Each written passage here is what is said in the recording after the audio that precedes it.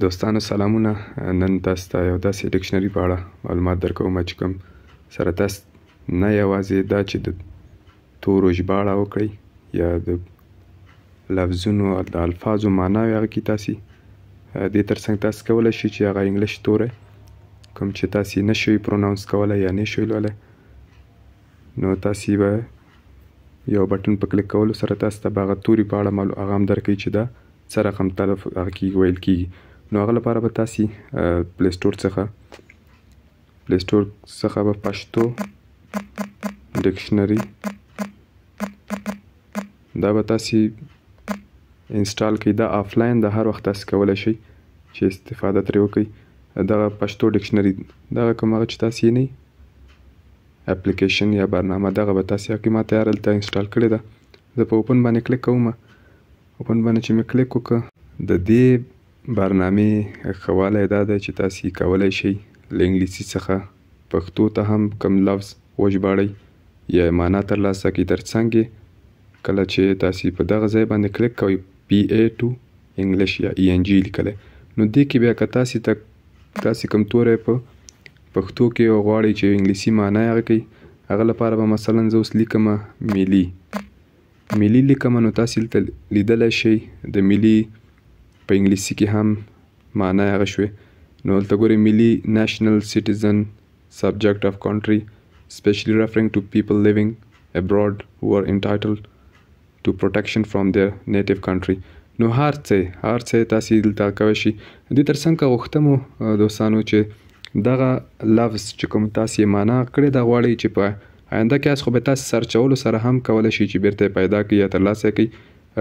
که غواړئ چې دغه اوس مثلا بعضې توري بعضې لفظونه چې مثلا سړی هره ورځ هغه کوي معنا یې ترلاسه کړي، خو بیا آینده کې ترې بیا د یاده وده چې کوم لفظونه ما معنا یې کړې وو، نو وکیبلري چې ورته د الفاظ ذخیره، نو هغې لپاره تاسې کولی شئ چې دا فیورټ ته هم هغه کړئ. فیورټ دپاره چې یو ځای کې یو لیست کې دا هغه شي پاتې شي، نو تاسې بیا په اسانۍ سره هغه کولی شئ تر څو چې مو موبایل ریسټور کړی نه یا نو دغه اپ مو دا برنامه مو ان انسټال کړی تر هغه پورې به دا توري دا لفظونه به په همدې هغه کې پراته وي وکیبلري کې.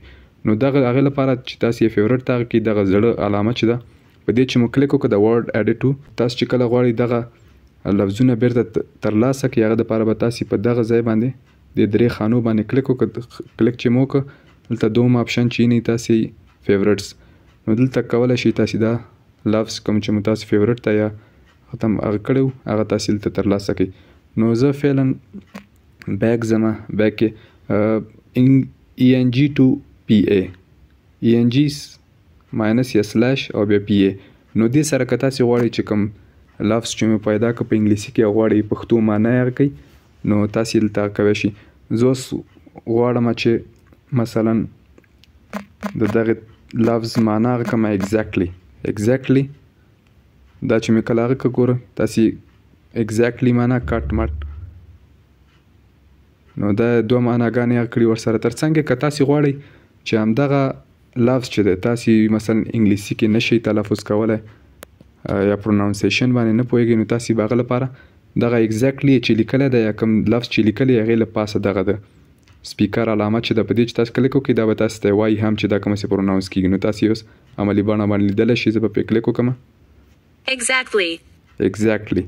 exactly راته وویلې. نو تاسې هم په همدې طریقې سره د هر لفظ چې تاسې په پروناونسیشن باندې یا په ویلو باندې نه پوهېږئ نو تاسې هغه کولی شئ. نو هغه نه وروسته به زه بیک لاړ شم. بیک چې لاړ شم دلته تاسې دا 3 خانو باندې به کلیک وکړئ. دې ځای نه دا 4م آپشن چې دی تیمز باندې چې کله کلیک کوئ تاسې دا د دې بیکګراونډ هغه هم کولی شئ د دې اپلیکیشن برنامې یا ډکشنري. نو فعلا خو ګورئ تاسې چې دلته شین رنګ یې دی، زه غواړم چې مثلا نارنجي رنګ یې ورته کړم، نو تاسې دلته کولی شئ دې ځای باندې به تاسې کلیک کوئ او همداسې رنګونه هم له دغه ځایونو څخه بدلولی شئ.